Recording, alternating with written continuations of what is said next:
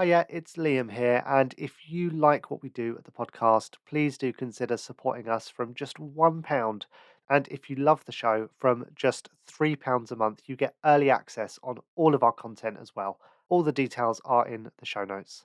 Hello, and welcome to this little bonus episode. We recently published What Makes Country Music So American, and I'm joined now by John Collins from Countryline Radio, who is our guest, who's stuck around to discuss this a little bit more. Hello again, John. Hello. Interesting question. What makes country music so American? And I've got a strong theory that I've held for many, many years. Country music, like America, is a bit of a mongrel form. America is a country made up of indigenous Americans, and then, I know it's different now, but over the next 500 years, people from all sorts of countries. And they brought with them their musical influences. If you listen to hillbilly music before it was called bluegrass, from the earliest recordings, 20s and 30s, it sounds awfully like Scottish and Irish folk music. Isn't that interesting, because there was so many Scots and Irish over there? It's weird, isn't it? Because we were talking on the podcast about, like, I was kind of like prodding you to sort of try and explain why, country music will sort of keep its appeal the more international it gets. But actually, America is an immigrant nation. Country music, by definition, is international anyway, right? Yeah, exactly. And because people's favourite dogs are mongrels, generally. Purebred animals are typically higher strung and less fun to be around. Country music just picks up influences. You get into the 60s and you get gospel music making its way in. You could make a very convincing argument that early rock and roll music is as influenced by country and that side of it as it is by anything else. And it's become this sort of melting pot where modern R&B has been dropped into it. Girl band memes in there. You've got your Beyoncés, your Shabuzis. You've got Sam Hunt and his slightly rappy delivery. And I think if it stays true to its being a ragbag, a very beautiful ragbag, but a ragbag of different influences, I think country music will always be great. And I don't think there's another country on planet Earth where you can pull together influences like that.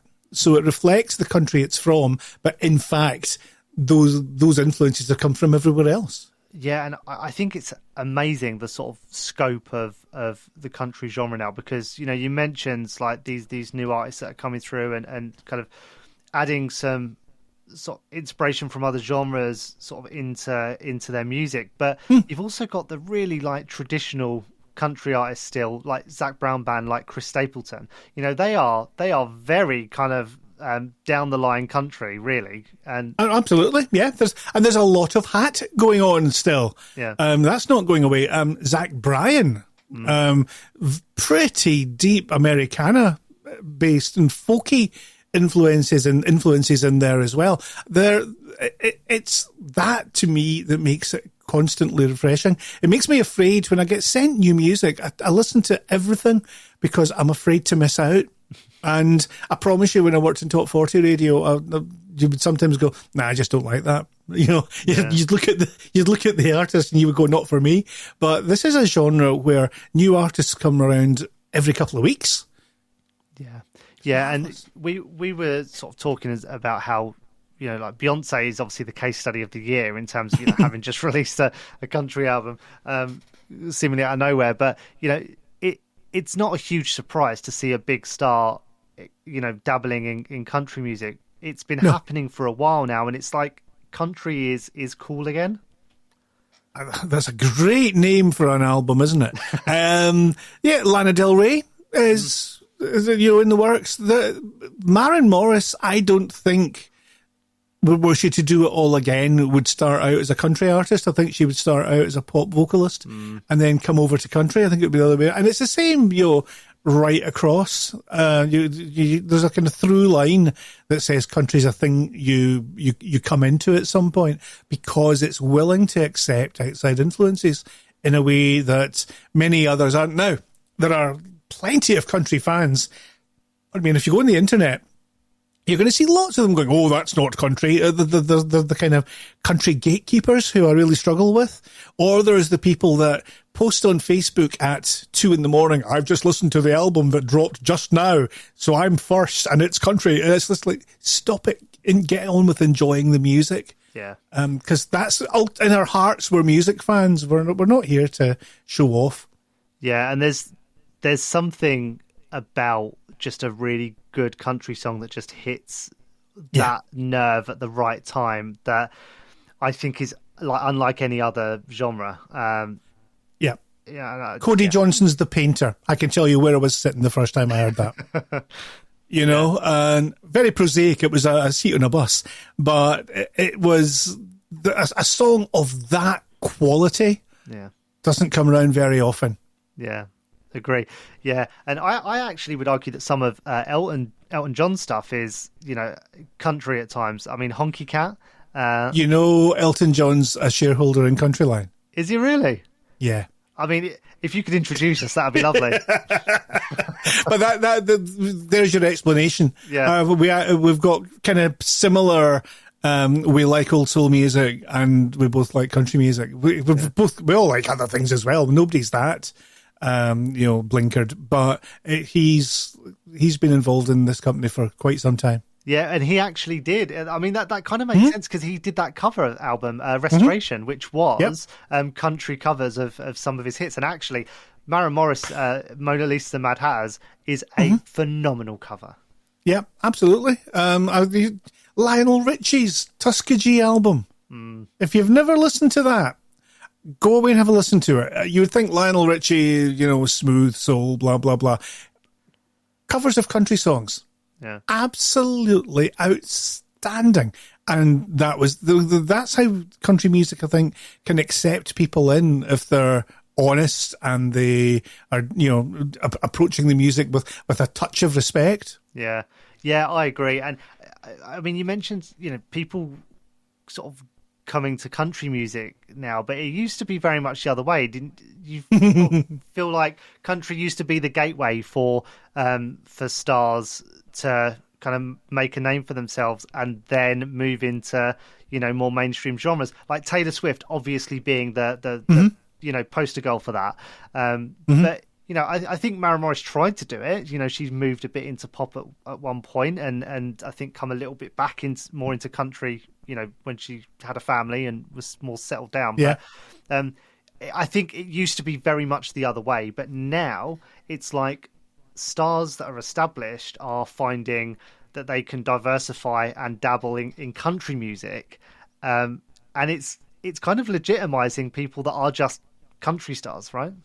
Yeah, absolutely. I mean, Dolly, early poster girl for that. Yeah. There's no way on God's green earth 9 to 5 is a country song, but we're happy to play it. Oh, you got the little kind of borderline kind of honky tonk piano going on. Borderline honky, but that's available in many other cultures as well. But you know what I mean. I think because of country's mongrel status, I think we're happy to let people in and give it a go. They need to be good, but that apart, good country music is good country music. That's it. Yeah. Yeah, I agree. And who's your like favorite artist of all time? In country music, who would I keep going back to? For a while, it's been Tim McGraw because he has put together a very long career, and he's evolved over the piece. And again, here is Morgan Wallen moment with his first hit, Indian Outlaw. And he's become this man of parts that just, makes amazing music, produces amazing music. Really like that. Away from country music, Stevie Wonder. Oh, nice. Yeah. Yeah. And actually, we talk about like the sort of cross genre, but I think there's a lot of like, and actually I'm going to go on a tangent here. It's my ADHD playing a part, but this sort of, it's not a particularly white genre when you look at the roots of country music. The blues, the kind of R&B, the almost gospel inspiration at times in country. These are very black genres that that were really made popular by African Americans. And it's kind of been appropriated by white artists within country music. So there's a lot of black roots in country, right? I think that's likely because of the southern half of America and its particularly messed up attitude to people of color.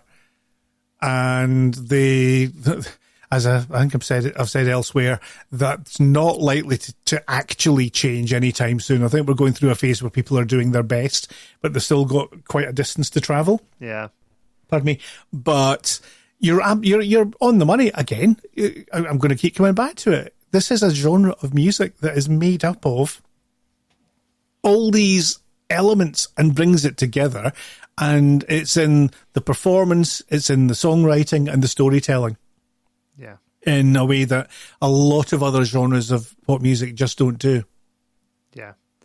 Yeah, I agree. And I'm sure anyone that listening to this is sort of on our side, so we're sort of preaching to the converted. But I would hope that, if we can pique the interest of someone who doesn't normally listen to country music to just go ahead and sort of just take a listen and dabble, I think, I think that they'd be surprised in a good way. I think country music isn't just... it's not the Kenny Rogers sitting there with the guitar singing the Gambler anymore, No, we're not going to reverse a Ford F-150 over your dog. No. Right, John, thank you so much for taking the time out to discuss country music with me. We're going to wrap this up, and anyone listening, if you haven't already, just check out the full episode right now. And thank you so much for continuing to support the show. John, thank you so much. You're very welcome. And to everyone listening, thank you and goodbye. Thanks so much for listening to the podcast. And if you enjoy this and want more, remember you can support the show from as little as £1. All the details are in the show notes.